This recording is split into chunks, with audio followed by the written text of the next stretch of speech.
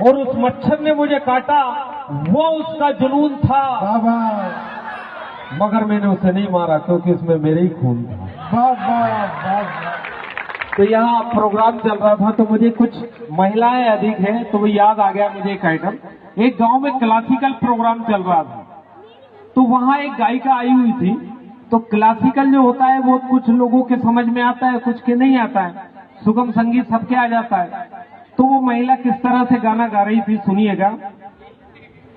पिया नहीं आए बीती जाए रतिया, पिया नहीं आए, पिया नहीं आए, हाँ पिया नहीं आए, पिया नहीं आए, पिया नहीं आए।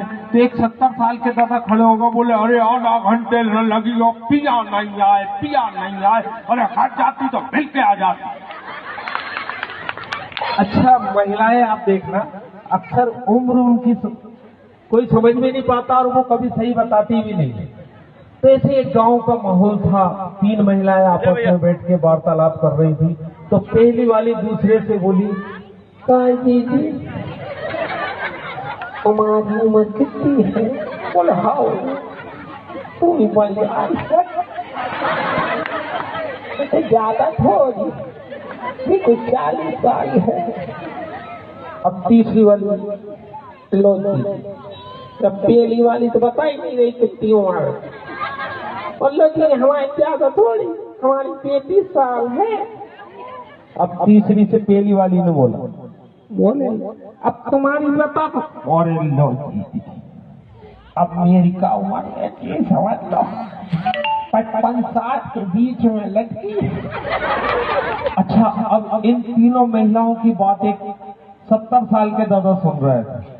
अब उनने आके कहा, बोला अच्छा तुम्हारी उम्र 35, तुम्हारी उम्र 55, तुम्हारी 45, तो हम तो अब ही पैदा भाई। मजा आ रहा है कि नहीं? अच्छा अभी आपने देखा वो भैया फोटो खींच रहे थे। आजकल सेल्फी का समय आ गया।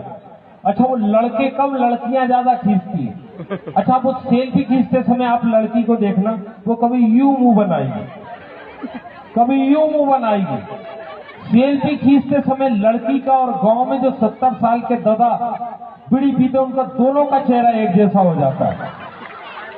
अच्छा माननीय पार्षद जी हमारे बीच में विराजमान है और मैं कुछ आवाज निकाल रहा हूं, आप पहचानिएगा किसकी है। हालांकि माँ सरस्वती का आशीर्वाद है, मैं तो कुछ नहीं हूं कि अच्छा। तो ये 2 आवाजें आप सुनते जाइएगा। बोल महाकाल महाराज की, नर्मदा मैया की। किनकी आवाजें बताओ? गंगा मैया की। फिर भाई और बहन, मध्य प्रदेश की जनता ही मेरी भगवान, वही जनता का पुजारी शिवराज सिंह। मैंने कभी घमंड नहीं किया, कभी अहंकार नहीं किया। मामा बनकर सरकार चलाई, बेटा बनकर सरकार चलाई। तो एक बार जोरदार ताली हमारे मामा जी के लिए बना दे। तो मैं आपको फिर उसी आइटम की ओर आ जाता हूं।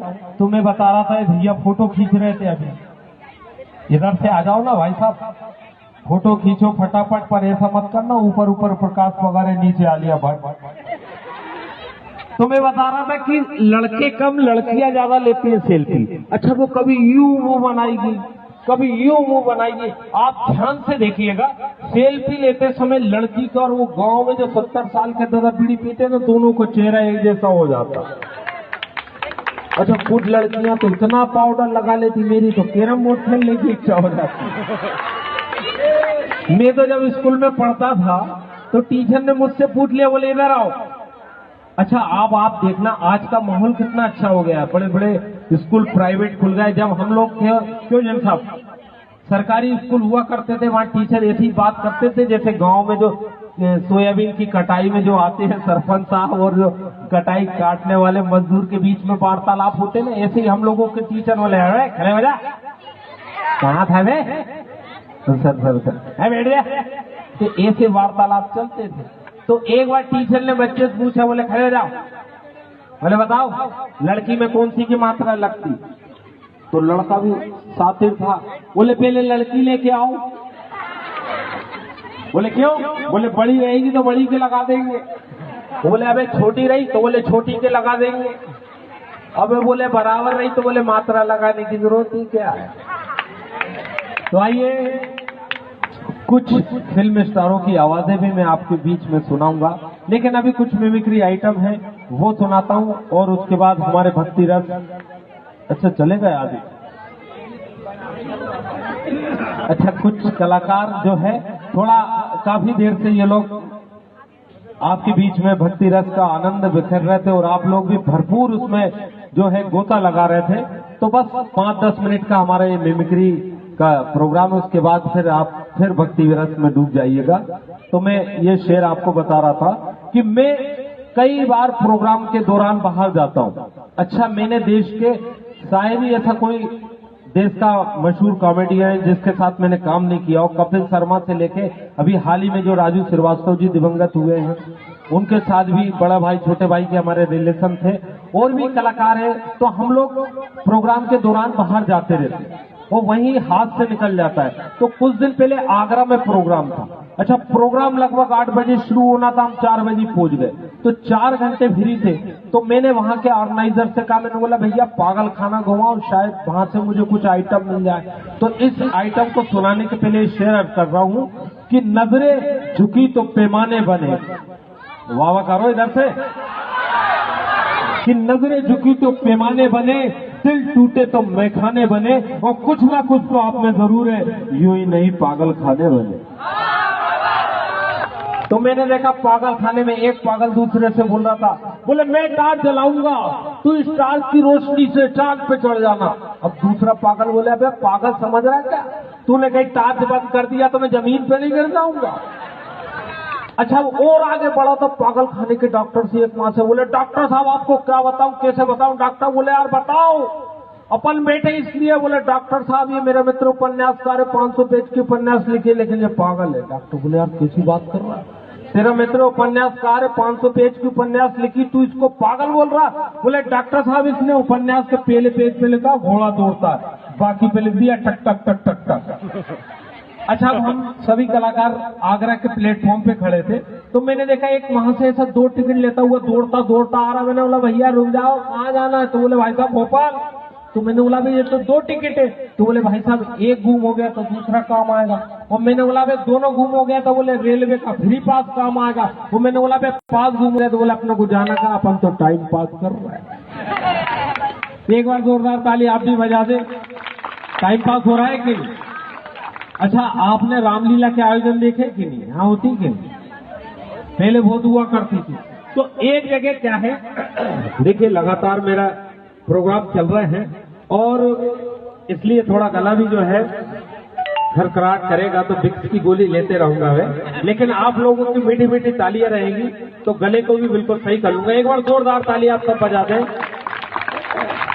तो एक जगह रामलीला का आयोजन था। अच्छा उसमें जो अंगद का रोल अदा कर रहा था उसको चिकनगुनिया हो गया। अब जैसे यहाँ समिति आप लोगों ने इतना बड़ा प्रोग्राम रखा है, तो वो समिति वाले परेशान हो गए, बोले यार क्या करें। तो किसी ने उनको सलाह दी, बोले यार एक जाट का लड़का है हट्टा कट्टा, उसको बना दो। तो वो समिति वाले उसके पास पहुंचे, बोले भाई साहब आपको अंगद का रोल करना। तो बोले भैया हमने हनुमान बन के बहुत सारी जगह आग लगाई है, बोले अंगद का रोल कैसा करेंगे। अच्छा बोले चलो कर भी लिया, तो डायलॉग कैसे बोलेंगे। बोले यार कोई बात नहीं, पर्दे के पीछे पंडित जी बैठ जाएंगे, वो जैसा जैसा बोलेंगे वैसा वैसा आपको करना है।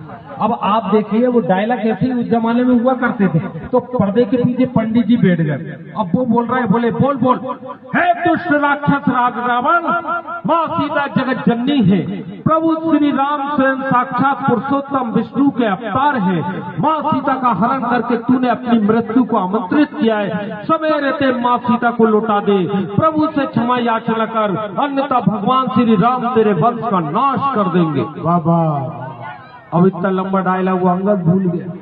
अब वो यूं खड़ा था रावण के सामने, बोला बोले हे रावण, जैसा जैसा पंडित जी बोल रहा वैसा कर ले, तेरा नाश हो जाएगा। तो उसने शॉर्टकट में निपटा दिया।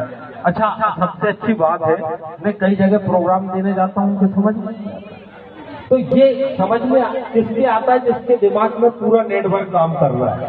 तो इसका मतलब आप लोग जिस तरह से दिल से हंस रहे हैं, उससे ऐसा लग रहा है कि आप सबका नेटवर्क भरपूर है। तो एक बार जोरदार ताली आप अपने लिए बजा दें। धन्यवाद। इतने प्रोग्रामों में पहला ऐसा प्रोग्राम है जहाँ सबको समझ में आ रहा है। अच्छा, एक नेक्स्ट प्रोग्राम में तो ये हमसे विपक्ष में खड़ी हो गई, बोले महिलाओं पे बिल्कुल आप नहीं सुनाएंगे। तो आज ये वहां बैठी थी, इसलिए मैंने 2-3 आइटम तो सुनाई दिए। तो मैं कई बार प्रोग्राम जाते रहता हूँ। अच्छा, भी इंदौर गया था प्रोग्राम में, तो वहाँ राखी सावंत आई थी। अच्छा, मैंने उन्हें सिर्फ टीवी और फिल्मों में देखा था, सामने देख के पहचान नहीं पाया। तो मैंने उनसे पूछ लिया, मैंने बोला आप कौन? तो बोले तुम मुझे नहीं जानते, मैं राखी सावंत आइटम गर्ल। और उन्होंने मुझसे पूछ लिया, बोले तुम कौन है? मैंने बोला आपने मेरे को नहीं पहचाना, मैं प्रकाश पवार आइटम बॉय। अच्छा, अब कुछ आवाजें निकाल रहा हूँ आपका। अब मैं देखता हूँ कितना नेटवर्क काम करता है। आप ध्यान से बताइएगा ये आवाज किसकी है, और आवाज अच्छी लगे तो ताली भी बजाइएगा। फोटो खींचो भाई साहब, ये लीजिए। अच्छा, आप देखिए, पहले यहाँ तो कैमरे वाले नहीं, पहले कहीं का कोई चला भी गया उसको ही बोलते थे स्माइल प्लीज। तो मैं अब ये आवाज निकाल रहा हूँ, आप ध्यान से सुनिएगा। हरिओम। दुनिया में हर आदमी कुछ न कुछ तो ईश्वर को मानता है, और ईश्वर की भक्ति में एक अलग ही आनंद की अनुभूति होती है। किसकी?